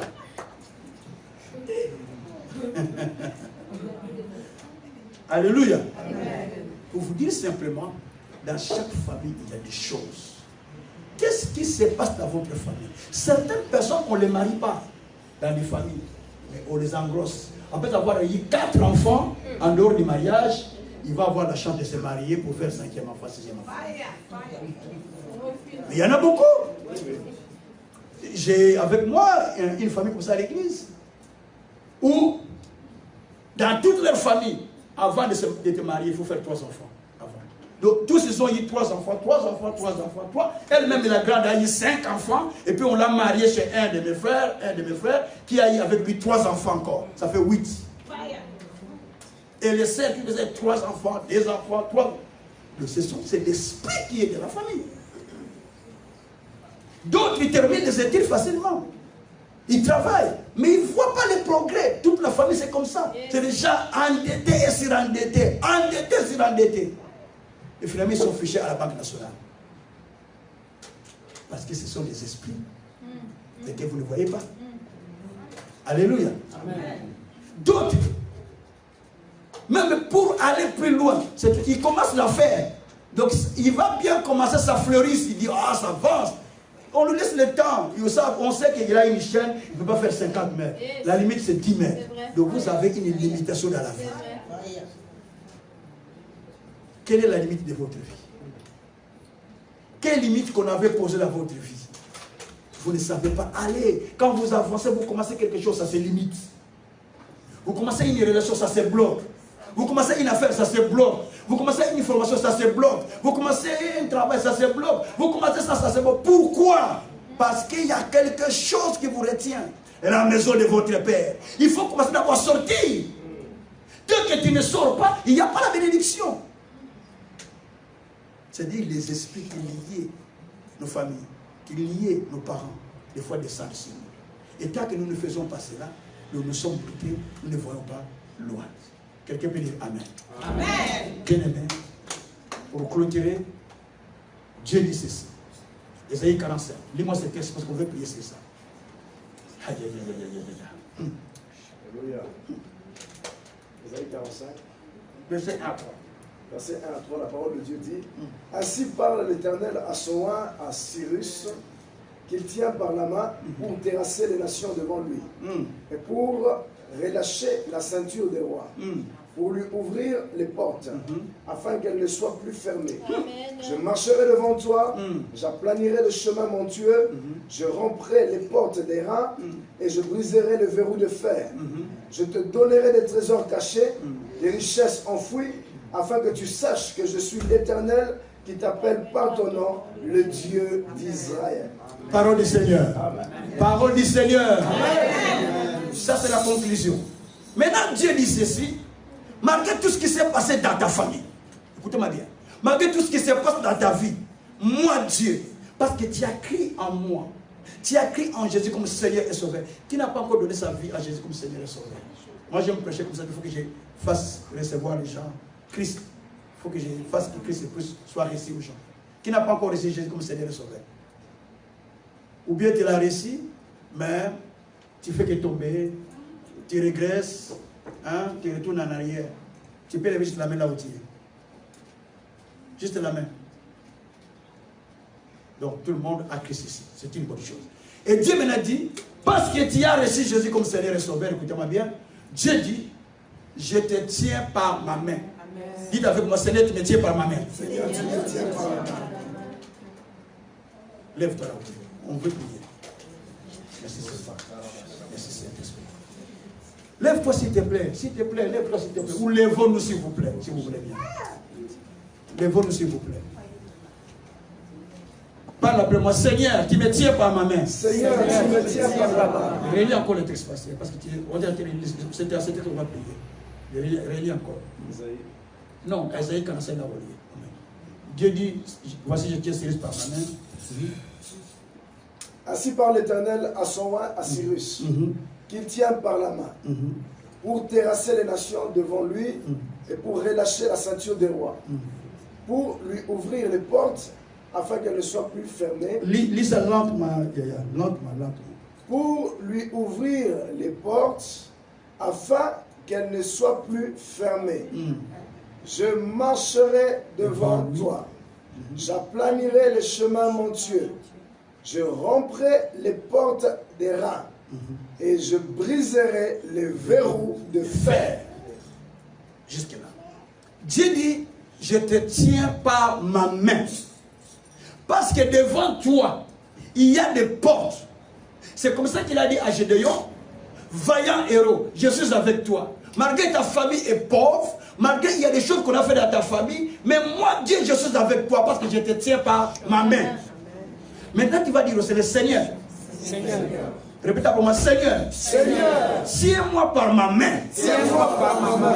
Marche avec moi. Marche avec moi. Devant les verrous de fer. Devant les verrous de fer. Devant les portes des reins. Devant les portes des reins. Devant les montagnes. Devant les montagnes. Devant les portes fermées. Devant les portes fermées. Marche avec moi. Marche avec moi. Seigneur, Seigneur, toi tu vois. toi tu vois. C'est que moi je ne vois pas. C'est que moi je ne vois Toi pas. tu connais. Toi tu connais. C'est que moi je ne connais C'est pas. que moi je ne connais pas. Seigneur, Seigneur, je suis dans une famille où les portes sont fermées. Maintenant, chacun va citer les portes qui sont fermées dans sa famille. Est-ce que vous avez compris maintenant? Amen. Chacun sait les familles quelles sont les portes qui sont fermées. Vous allez prier par la porte qui sont fermées. Vous allez commencer à briser. Seigneur, je suis en train de rompre les portes qui sont fermées. Je suis en train de détruire. Donc vous allez prier avec colère. On prie avec colère. Alléluia. Je romps les portes. Je romps les portes. Je romps les portes. Je romps les portes. Je romps les portes. Les portes des chefs. Les portes des morts. Les portes de la vie. Les portes des chefs. Les portes de la vie. Je les romps. Je les romps. Je les romps. Je les romps. Je les romps. Je les romps. Je les romps. Rompez, rompez, rompez. Rompez les portes de la vie. Rompez les portes des chefs. Rompez les portes des célibats. Rompez les portes de la terre. Rompez les portes de la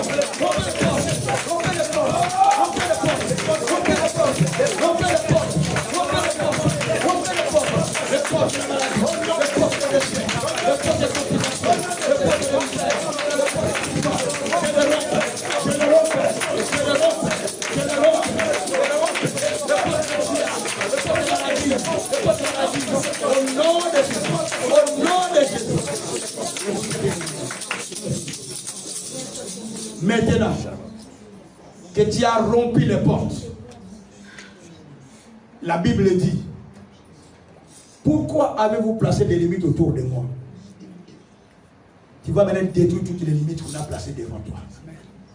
On t'a limité pour que tu n'ailles pas loin.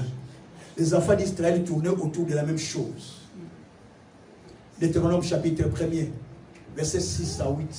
Vous avez assez demeuré sur cette montagne. Tu demeures dans quelle situation? Depuis longtemps, tu es dans la même situation, dans les mêmes problèmes, dans les mêmes difficultés. Dieu dit, tournez, allez, prenez possession. C'est maintenant qu'il faut dire, Seigneur, je suis longtemps resté dans cette situation. Amen. Maintenant, je sors. Je commence à partir. Tu commences à partir. Tu commences à bouger. Tu commences à bouger. Tu commences à bouger. Tu commences à bouger. Tu commences à sortir. Seigneur, je sors. Seigneur, je sors. Seigneur, je sors. Seigneur, je sors. Seigneur, je sors. Seigneur, je sors. Seigneur, je sors. Seigneur, je sors. Seigneur, je sors. Seigneur, je sors. De la maison de mon père. De l'imitation. De la maison de mon père. De l'imitation. De la maison de mon père. De l'imitation. De la maison de mon père. Je sors. Je sors. Je sors. Je sors. Je sors, je sors, je sors, je sors, je sors, je sors, je sors, je sors, je sors, je sors, au nom de Jésus, au nom de Jésus, au nom de Jésus, au nom de Jésus, au nom de Jésus, au nom de Jésus, au nom de Jésus, au nom de Jésus, au nom de Jésus, au nom de Jésus, au nom de Jésus, au nom de Jésus, au nom de Jésus, au nom de Jésus, au nom de Jésus, au nom de Jésus, au nom de Jésus, priez, priez, priez, priez, priez, priez. Au nom de Jésus.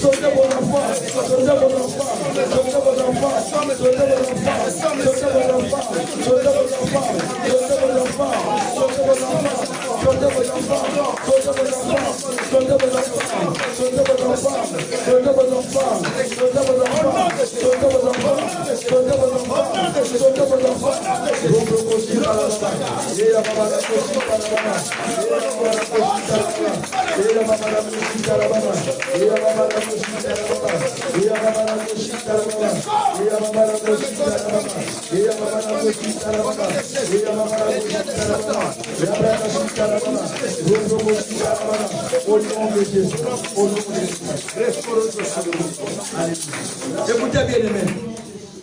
Tu n'as pas fini de prier.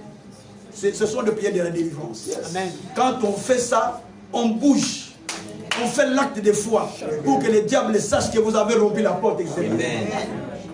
Et puisque vous êtes sortis de la maison de votre père, écoutez ce que vous allez faire.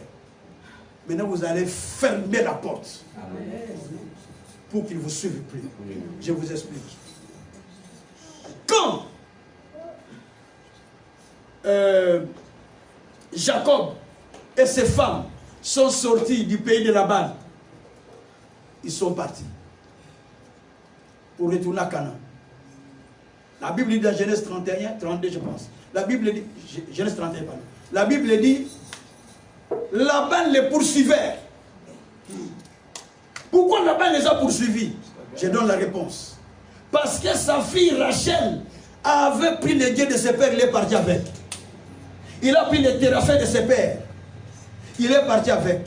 Il est sorti de la maison de son père, mais il est sorti avec la chose de son père. Et quand le père le suit, il dit, mais vous avez volé mon Dieu. Mes dieux, mes téraphins. Et Jacob dit, si tu le trouves au milieu de nous, tue la personne. On a cherché, on n'a pas trouvé. On veut entrer dans la tente de Rachel. Rachel dit, ne rentre pas ici, papa, moi je suis dans la période des femmes, je suis en règle. Ne rentre pas. Et Jacob, Laban est retourné. Oh, Jacob avait l'intention de les tuer parce qu'ils étaient partis avec son Dieu. Jacob est rentré, mais l'esprit de Jacob n'a pas quitté. Laban est rentré plus tôt, mais l'esprit de Laban n'a pas quitté. Il continuait la route. Rachel était enceinte. Et quand ils arrivent à Ephrata, Ephrata, c'est là où Dieu a rencontré Jacob. C'est une partie de région qui est dans Bethel. La Bible dit quand ils arrivent là-bas, les douleurs de l'enfantement arrivent. Et quand elle va accoucher, elle meurt là. Elle accouche Benjamin et elle meurt. Pourquoi elle est morte? L'explication est celle-ci. Parce que quand le père est venu les poursuivre, il avait le but de le tuer. Parce qu'ils étaient partis avec leur Dieu. Et comme lui, il avait caché ces trucs-là, hein, de ce petit Dieu-là, les statues de son père qu'il avait caché, il est parti avec. Donc le papa est retourné, mais l'esprit du père n'est pas retourné. A continué à les poursuivre jusqu'à les tuer à l'accouchement. Tu vas détruire cet esprit. Ça te suit même à l'accouchement. Ça te suit même au travail. Ça te suit même. Il fait jeter tout l'esprit de le père qui le poursuit.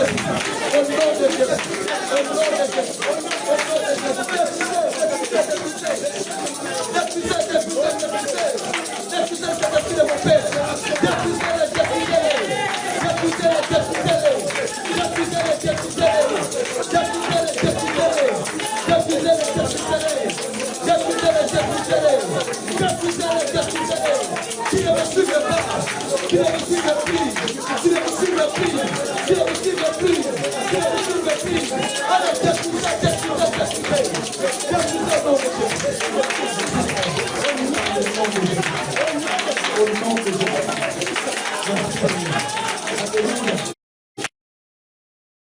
Au nom de Jésus. Au nom de Jésus. Amen. Ézéchiel chapitre 18, verset 2. Yes. Écoutez, encore une autre prière, on continue à prier. Hein? C'est l'heure de la prière. Alléluia. Ça, à la maison, Amen. 18, verset 2. 18, verset 2. La parole de l'Éternel me fut adressée en ce mot. Pourquoi dites-vous ce proverbe dans le pays d'Israël? Les pères ont mangé des raisins verts et les dents des enfants ont été agacées. Continue. Je suis vivant, dit le Seigneur, l'Éternel. Vous n'aurez plus lieu de dire ce proverbe en Israël. Voici, toutes les âmes sont à moi. L'âme du Fils comme l'âme du Père. L'une et l'autre sont à moi. L'âme qui pêche, c'est celle qui mourra. L'homme qui est juste, qui pratique la droiture et la justice, qui ne mangera pas sur les montagnes et ne lève pas les yeux vers les idoles de la maison d'Israël, qui ne déshonore pas la femme de son prochain et ne s'approche pas d'une femme pendant son impureté. Dieu dit, on ne dira plus ces proverbes, suivez-moi bien. On ne va plus dire ces langages. Amen. Amen. Que nos parents ont péché, nos parents ont mangé des raisins, et les enfants, les deux des enfants ont été agacés. Amen. Attention. Si c'est le papa qui a mangé les raisins, que ces gens à lui soient pourris, pas les miens. Est-ce que vous avez compris ce que je voulais dire? Amen. Je vous donne les témoignages avant de continuer. Je suis cadet de la famille. Dans une fratrie de 15 enfants, je suis 16e. Je suis né dans une famille de trois mamans, 3 femmes. Mon père haï. Mon père était pasteur. Il avait eu sa première femme, qui est sa cousine. Et après, son oncle a eu beaucoup d'argent. Il voulait céder la richesse à son neveu. Donc, il fallait qu'il se marie avec sa nièce, avec sa cousine, la fille de son oncle. Il s'est marié avec la fille de son oncle, donc la mère qui est l'aînée de nos mamans. On appelle ça chez nous maman Koulouti, donc la première femme. Et après, il s'est marié avec une autre maman qui est aussi une de ses cousines. Après, c'est ma mère qui était sa belle-sœur, femme de son petit frère qui est décédé. Mais je vous explique. C'est pourquoi je vous amène dans cette dimension. Je dis, Dieu m'a choisi, je sais pourquoi il m'a choisi dans ce domaine. Pourquoi Dieu m'a choisi d'aller libérer les captifs? Il savait. Et quand ma mère est allée, il y avait déjà des enfants qui allaient avec le petit frère de papa, qui est décédé. Et puis, mon père là était déjà fort avancé. Et lui qui a servi Dieu comme pasteur, il a abandonné à cause de la richesse qu'on lui a donnée dans sa famille pour se marier avec toutes ses femmes. Alors qu'il était pasteur protestant. Alors qu'il avait bâti l'église protestante. Et quand j'ai cru en Jésus, je ne pensais pas à ça. Une fois j'ai dormi, j'ai prié. Dieu m'a montré que moi aussi j'ai commencé à me marier avec d'autres femmes après la première femme. Écoutez ce que j'ai dit. Ce qui fait que j'ai eu mes 2 premiers enfants. Donc la première était déjà décédée. Il aurait dû avoir cette année 37 ans. Elle est décédée. Le deuxième est là, Laurie. Il a 34 ans. Je les ai eu avec une femme qui était tante de ma fiancée. On a compris quand même. Vous n'avez pas compris? Elle était tante de ma fiancée. Je le dis bien. Je n'étais pas encore pasteur. Hein. Elle était tante de ma fiancée. Et comme la tante venait souvent chez moi, tonton, je viens te reposer les choses, je viens chercher tes vêtements, je vais aller replacer. C'est une tante qui était couturière aussi. J'ai dit, ah, elle est aussi belle. Hein. Je suis tombé, dès 3 pas, je suis retrouvé enceinte. Donc, au lieu de prendre la femme que j'ai choisie comme fiancée, donc j'étais obligé de la prendre, mais alors je ne l'aimais pas. Mais j'ai eu des enfants avec elle. Personnellement, parce qu'elle est auprès du Seigneur. Je vous explique ça pour comprendre comment les choses que nous faisons des fois, ça nous complique la vie. Et finalement, quand j'ai commencé à servir le Seigneur vraiment profondément, je servais déjà Dieu bien sûr, mais pas comme je le sers aujourd'hui. La nuit, j'ai prié tellement beaucoup. Là, c'était après la mort déjà de la maman de ses enfants. Et Dieu me révèle que j'étais en train de prendre une femme, une autre. J'étais devenu polygame avec beaucoup de femmes autour de moi, mais avec la Bible à main. J'ai dit, ah, ça c'est l'esprit de mon père. Il faut que je détruise ça. Et je suis entré en prière de prière pendant 3 jours. J'ai commencé à prier pour détruire. Le jour suivant, Dieu me dit, tu es sorti de la maison de ton père. Amen. Il me dit, tu es sorti de la maison de ton père. Attention, ce que ton papa a fait, tu peux le faire. Ce que ta maman a fait, tu peux le faire. La plupart des femmes, quand ils se divorcent, regardent sa maman. Elle est comment? Elle est divorcée, non? Et comment l'enfant est commencé à divorcer? Mais c'est l'esprit qui a commencé par la maman qui vient par le père. Des fois, papa, il prend telle famille, tel. Vous vous retrouvez dans la fratrie, 13 enfants, plusieurs mamans. Mais cet esprit, toi aussi, tu ne fais pas attention, ça va venir, même si tu es pasteur, ça va te suivre si tu ne combats pas ça. Alléluia. Quand tu vois quelque chose chez vous, il faut le sortir.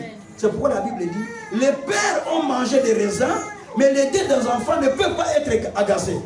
C'est les pères qui ont mangé qu'elles puissent subir la conséquence. Moi, je ne vais pas subir. Au nom de Jésus. Maintenant, la prière qui va faire, Seigneur, je ne vais pas vivre ce que mes parents ont vécu.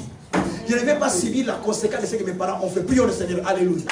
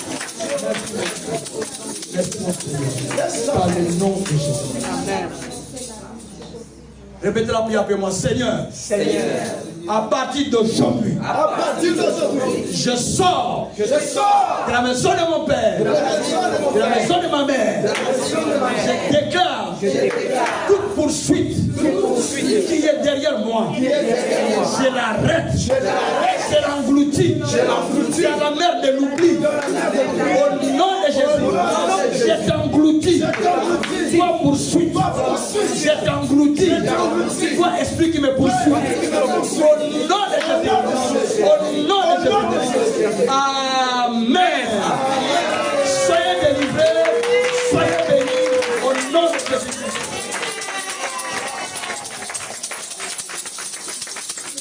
Alléluia. Est-ce que nous pouvons encore acclamer le Seigneur Jésus? Quel message extraordinaire. Nous sortons de la maison de nos parents au nom puissant de Jésus. Que ça soit spirituellement, émotionnellement, affectivement, dans le nom de Jésus. Amen. Amen, amen. Voilà, est-ce qu'on peut encore acclamer le Seigneur? C'est un message de très puissant. Qui veut que Papa Kazer revienne encore au courant de ce mois ici avant qu'il passe, parce qu'il part en mission? Alléluia.